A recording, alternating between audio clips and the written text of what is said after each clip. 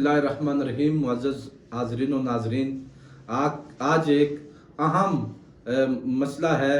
جو ہمارے معاشرے سے متعلق ہے، اور سوال یہ ہے کہ ایک شخص اپنے باپ کے ترکہ سے اپنی حقیقی بہن کو حصہ دینے سے انکاری ہے، اور یہ دلیل پیش کرتا ہے کہ ہمارے ہاں آج تک کسی نے اپنی بیٹیوں یا بہنوں کو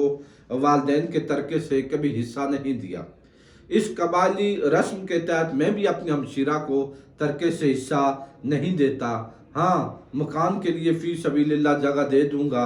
ایسے شخص کے بارے میں شرعی حکم کیا ہے، یا یوں بہن کا یا بیٹی کا حصہ جو ہے وہ غصب کرنا شرعاً کیسا ہے؟ معزز ناظرین و حاضرین، بیٹی کو باپ کے ترکے سے محروم نہیں کیا جا سکتا۔ باپ کے مال میں بیٹیوں کا حق قرآن کی نص قطعی سے ثابت ہے، جسے قطعاً رد نہیں کیا جا سکتا۔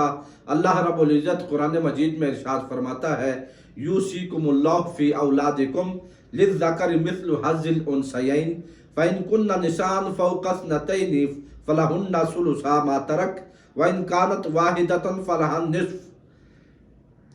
فرمایا اللہ تعالیٰ تمہاری اولاد کی وراثت کے حصوں کے متعلق تمہیں حکم دیتا ہے کہ میت کے ایک بیٹے کا حصہ دو بیٹیوں کے برابر ہے، سو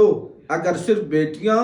دو یا دو سے زیادہ ہوں تو ان کا حصہ کل ترکہ کے 2/3 ہے، اور اگر صرف ایک بیٹی ہو تو اس کا حصہ کل ترکہ کے نصف ہے۔ اب یہ سورہ نساء کی آیت ہے۔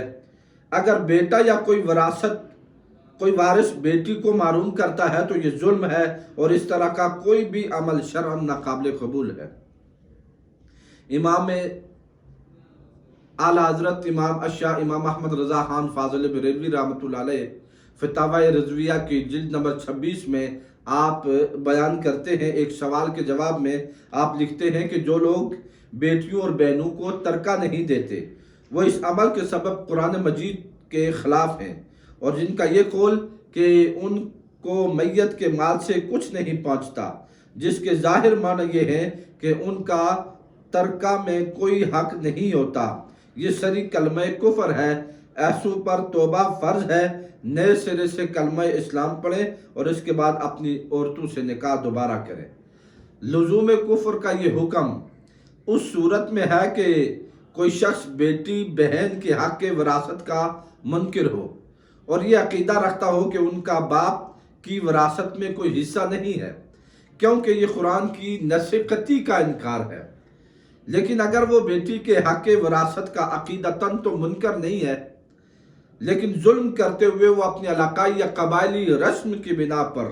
وہ بہانہ بنا کر بیٹی یا بہن کو وراثت میں حق دینے سے انکاری ہے، یہ صریح دلالت و فسق ہے، کیونکہ اس طرح وہ قرآن میں بیان کردہ اللہ تعالیٰ کے صریح اور قطعی حکم کو رسم و رواج پر فوقیت دیتا ہے،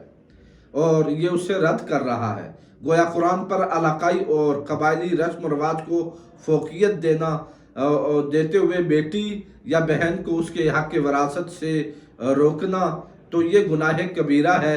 اور ظلماً مال غصب کرنا ہے، اور اس پر حدیث مبارکہ میں وعید بھی ہے کہ جو شخص کسی کی زمین کا ایک بالغ ٹکڑا بھی ظلماً یعنی ناحق لے گا تو اسے اللہ رب العزت قیامت کے دن سزا کے طور پر 7 زمینوں کا طوق پہنائے گا۔ صحیح مسلم کی یہ حدیث مبارکہ ہے۔ لہذا اگر ایسا کوئی شخص ہو تو ریاست کا فرض بنتا ہے کہ وہ اس بہن کو یا اس بیٹی کو وہ حق وراثت دلوائے، اور اگر کوئی خفیہ ایسا کام کرتا ہے جس سے وہ اپنے عزیزوں کو بہن کو بیٹی کو وراثت کے حق سے محروم کرتا ہے تو چاہیے ریاست کو کہ وہ کوئی ایسا قانون بنائے اور ایسے عمل کو یا اس طرح سے زمین قبضے میں لی ہوئی زمین کو وہ کالعدم قرار دے اور اس کو زمین کو اپنی سابقہ حالت پر ہی بحال کریں، اور اس کے لیے کوئی قانون بنائے تاکہ کوئی بھی شخص اپنی کسی بہن یا بیٹی کو وراثت کے حق سے محروم نہ کر سکے، اس لیے کہ بہن کو یا بیٹی کو باپ کے مال سے ترکہ میں سے یہ حق جو وراثت کا ملا ہے یہ اللہ رب العزت نے دیا ہے، یہ نص قطعی میں وارد ہوا ہے اس سے انہیں کوئی بھی محروم نہیں کر سکتا۔ اس لیے بہنوں اور بیٹیوں کو ترکہ میں سے ضرور حصہ دینا چاہیے۔ وہ اگر باہمی رضامندی سے معاف کر دے اور دے دے ایک الگ بات ہے، لیکن انہیں محروم نہیں کیا جا سکتا، ان کو ان کا حق اور ان کا حصہ دینا چاہیے۔ اللہ رب العزت ہمیں قرآن مجید اور احادیث کی بتائے ہوئے احکامات اور تعلیمات کے مطابق عمل کی توفیق عطا فرمائے۔